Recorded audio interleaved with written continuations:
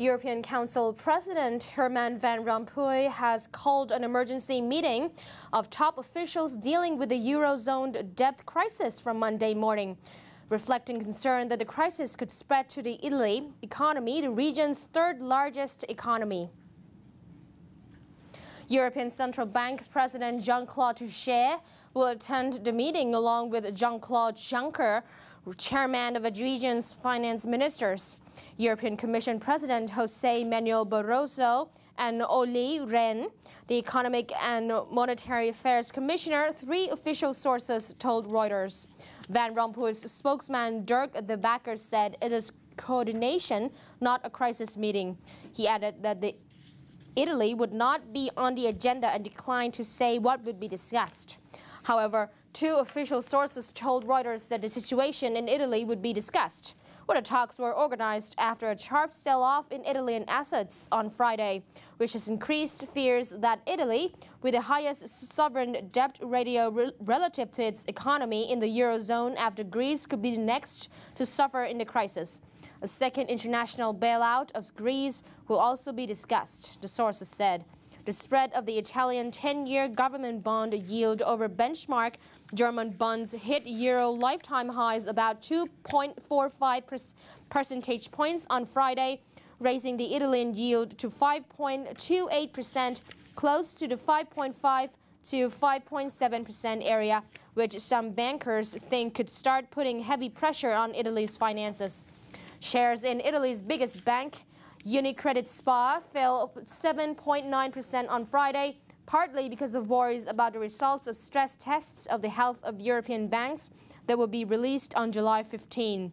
The leading Italian stock index sank 3.5%. The market pressure is due partly to Italy's high sovereign debt and sluggish economy, but also to concern that Prime Minister Silvio Berlusconi may be trying to undermine and even push out Finance Minister Giulio Tremonti, who has promoted deep spending cuts to control the budget deficit. We can't go on for many more days like Friday, a senior ECB official said. We are very worried about Italy. Monday's emergency meeting, which is today, will precede a previously scheduled gathering of the Eurozone's 17 finance ministers to discuss how to secure a contribution of private sector investors to the second bailout of Greece, as well as the results of the stress tests of 91 European banks. News Corp Chief Executive Officer Rupert Murdoch has arrived at the offices of his UK newspaper division amid the phone hacking scandal engulfing the News of the World tabloid, which has been shut down and published its last edition. He was seated in the front passenger seat of his car with a copy of the last issue of the News of the World in his hands. Allegations the paper's journalists paid police for information and hacked into the voicemails of young murder victims and the grieving families of dead soldiers prompted Murdoch's News International division to shut down the paper. Britain's best-selling Sunday tabloid signed off with a simple front-page message, "Thank you and goodbye," leaving the country's media establishment reeling from the expanding phone hacking scandal that brought down the controversial newspaper after 168 years. Earlier on Saturday evening, the News of the World's editor, Colin Miller, led his staff out of the Wapping premises for the last time and paid tribute to a wonderful team of people. Before leaving the building, Miller personally addressed the staff, praising them for their hard work on the newspaper. He also said the demise of the News of the World was a great loss, not just for those working there, but for the public as well.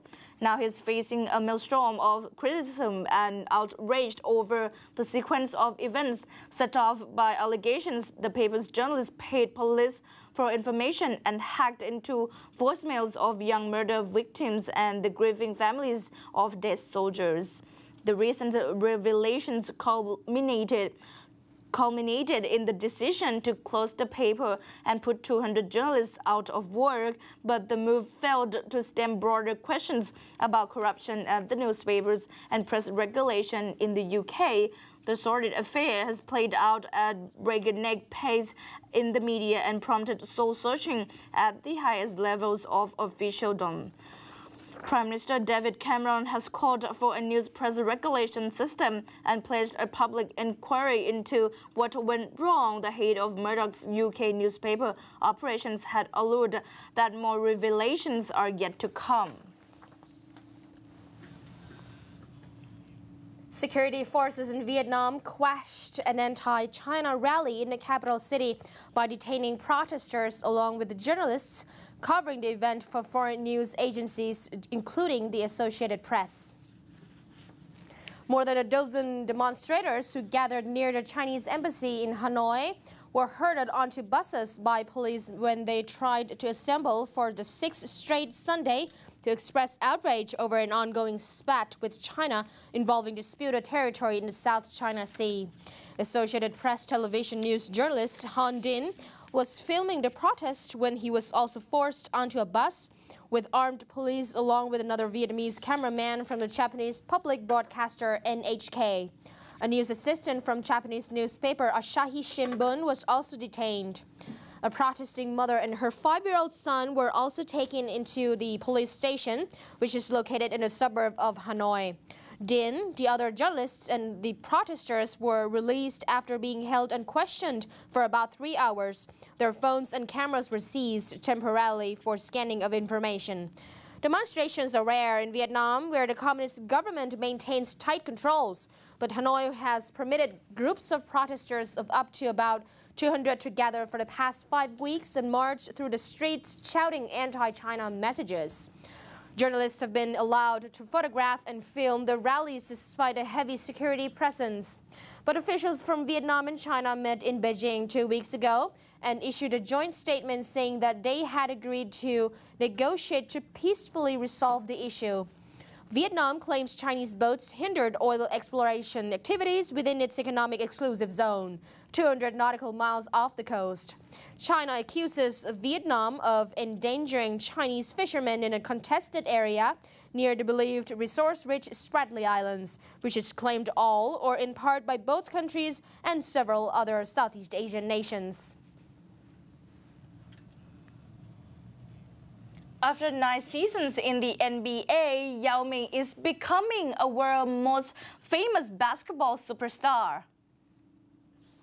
It presents itself in these 9 years, the Yao effect. Many Chinese enterprises promoted their brands to the world through the Chinese icon. As the home of Houston Rockets, Toyota Center was the most famous court to Chinese basketball fans compared to the other 29 of NBA. Apart from the slogans of NBA, advertisements in the center were mostly in Chinese. Though a turbo debuted in the NBA, Yao became mature quickly and adapted to NBA. His brilliant performances on court made him a humorous guy in life, and he appeared much in different types of advertisements. His fame also brought his teammates benefits.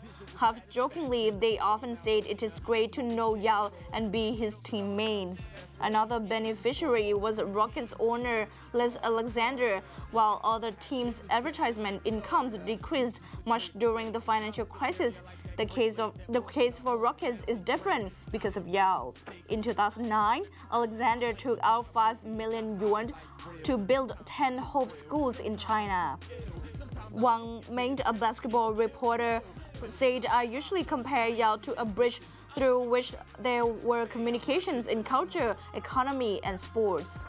Many Chinese enterprises are in a phase of brand promotion. Yao Ming's great image in NBA and the world has offered them a good platform to publicize their products and make investments, said Bao Mingxiao, researcher from General Administration of Sport of China. The Houston Rockets is in a predestined relationship with China. It has become China's Rockets, said Su Jingnan, chairman of Peak Sport Products Company Limited. Yao Ming's reported retirement was due to his injury in his left foot. It was also his choice when his contract expired. Now, as his contract has expired, it is hard for Yao to receive another satisfactory new contract. Still recovering from his injury, he now has a daughter, also facing much pressure from the fans. It is normal for him to make the decision at the moment, said Chia Song basketball agent.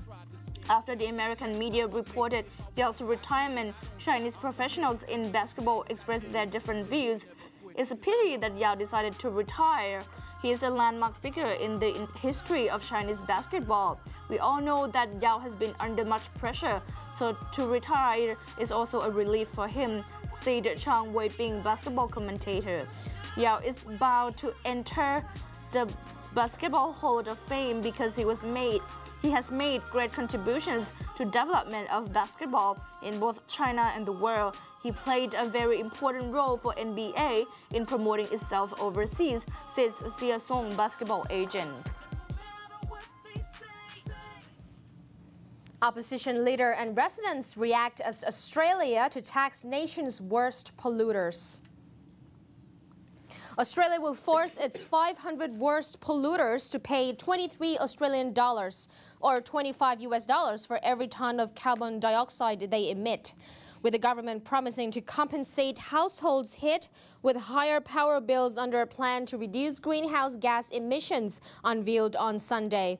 Prime Minister Julia Gillard sought to reassure wary Australians that deeply unpopular carbon tax will only cause a minority of households to pay more, and insisted it is critical to helping the country lower its massive carbon dioxide emissions.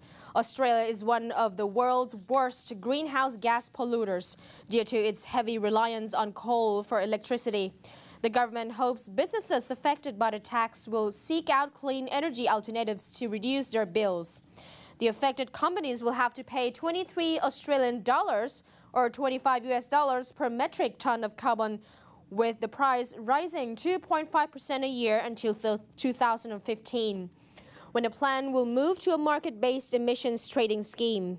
The carbon tax is the government's main tool in meeting its pledge to reduce Australia's greenhouse gas emissions by the year 2020 to at least 5% below 2000 levels. By then, the tax will have helped reduce carbon pollution by 160 million metric tons, the equivalent of taking 45 million cars off the road, Gillard said. Critics of the plan say Australian households will be unfairly burdened by higher costs passed on to them by the big polluters. To help compensate for the higher bills, 9 out of 10 households will receive some kind of assistance in the form of income tax cuts and payments. 2/3 of all households will receive enough assistance to cover the entire financial impact of the tax, Gillard said. Under the plan, the average household will see its costs increased by 9.90 Australian dollars or $10.6 a week, which includes an additional of 3.30 Australian dollars or about $3.5 per week for electricity, and another 1.50 Australian dollars or about $1.6 a week for petrol. But the government says on average, households will receive 10.10 Australian dollars or $10.9 a week in assistance. Industries affected by the change will get 9.2 billion Australian dollars or $9.9 billion in compensation over the next 3 years, with the worst hit businesses expected to be steel and aluminum manufacturers. Conservative opposition leader Tony Abbott, an outspoken critic of the plan, insisted it would drive up the cost of living for millions of Australians and will do nothing to help the environment. It is socialism masquerading as environmentalism, Abbott told reporters. It's a package which is all economic pain for no environmental gain.